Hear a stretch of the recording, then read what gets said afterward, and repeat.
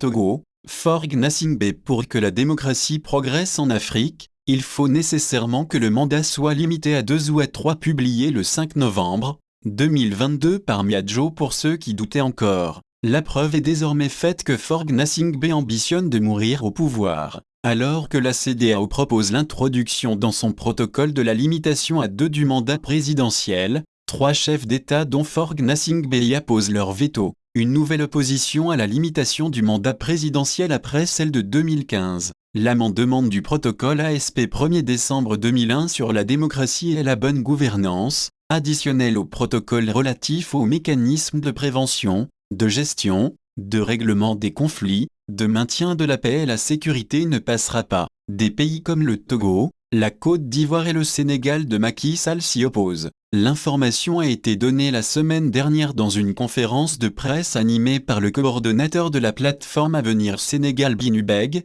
Dr Cheikh Tidiane Dieye. La rencontre au cours de laquelle cet amendement a été présenté est celle des ministres des Affaires étrangères. Une rencontre préparatoire du sommet des chefs d'État et de gouvernement de la CEDEAO prévue pour le 3 juillet prochain à Accra. Selon les informations, le principal changement introduit dans le nouveau texte porte sur la section 1 relative au principe de convergence constitutionnelle. Dans le nouvel article 1 proposé, il est ajouté un alinéa introduisant la limitation des mandats présidentiels dans l'ensemble des pays membres de la CEDEAO. Les États membres adoptent dans leurs constitutions respectives des dispositions visant à garantir qu'aucun président de la République n'exerce plus de deux mandats ou ne prolonge son mandat pour quelque raison que ce soit ou sous quelque forme que ce soit. Tel est libellé le nouvel alinéa. Alors que les autres États ont donné leur accord pour introduire cette limitation de mandat, le Togo, le Sénégal et la Côte d'Ivoire de PPADO s'y sont opposés. Au contraire, le Sénégal est,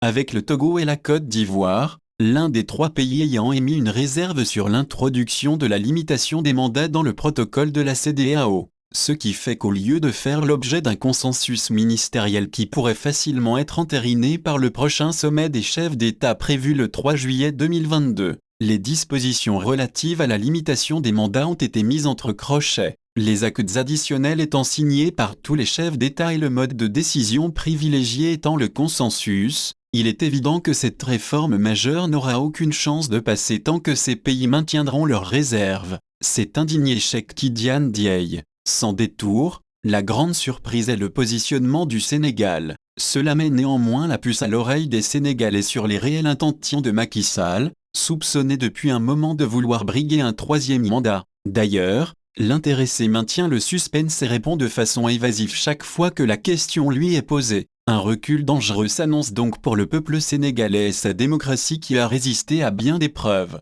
Surtout que tout est mis en œuvre pour écarter le plus sérieux des challengers, Ousmane Sonko. Du côté de la Côte d'Ivoire, il ne s'agit aucunement d'une surprise. Le vieux a déjà montré à ses compatriotes que malgré le poids des années, il sait apprécier les douceurs de la présidence. Sauf si Dame Nature en décide autrement, comme en 2005 pour le cas de feu Gnassingbé Eyadema. En quittant le monde des vivants, Gnassingbé Eyadema a donné en héritage au Togolais un de ses fils, imposé par l'armée et confirmé dans son statut de chef de l'État à travers l'assassinat de plus d'1 millier de Togolais. Selon les rapports des organisations de défense des droits de l'homme, l'ONU a identifié 500 victimes. Alors qu'on le croyait intronisé pour un temps, Faure Gnassingbé a manœuvré, en complicité avec la CEDEAO pour annihiler les efforts des populations allant dans le sens de l'alternance politique pacifique. Arrivé au pouvoir en 2005, il entame aujourd'hui la 2e moitié de son 4e mandat. Avec l'aide de juristes qui l'entourent et de ministres qui ont défendu dans les universités,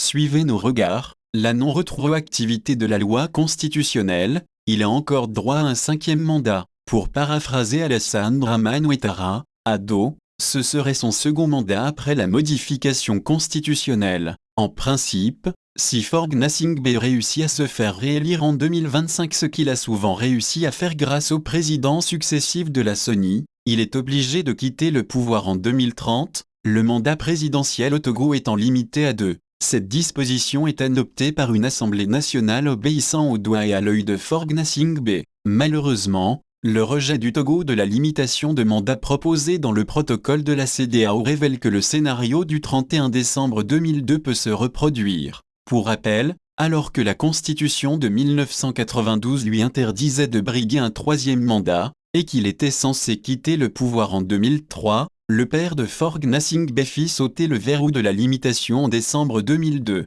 devenant ainsi rééligible après 35 ans de règne. Si Forg Nasingbe s'oppose aujourd'hui à l'introduction de la limitation des mandats dans le protocole de la CEDEAO, ce n'est pas parce qu'il a dépassé cette limite, mais plutôt parce qu'il ne songe pas à une vie après la présidence de la République. Il l'a démontré en 2015, heureux ou malheureux hasard, toujours à Accra. À l'époque, la limitation avait été soumise à l'approbation des chefs d'État. Il a voté contre, de même que l'ancien dictateur gambien Yahya Jammeh, tombé quelques années plus tard. Ironie du sort, c'est toujours dans la capitale ghanéenne que fin novembre 2014, Forg Nasingbe annonce son intention de briguer un troisième mandat. Il y a un principe qui ne varie pas, celui du respect des dispositions constitutionnelles, de la Constitution en vigueur. Naturellement, l'opposition ou les partis politiques peuvent avoir une opinion sur telle ou telle chose, mais je crois que ce à quoi nous devons tout tendre, c'est la stabilité, surtout le respect des dispositions constitutionnelles.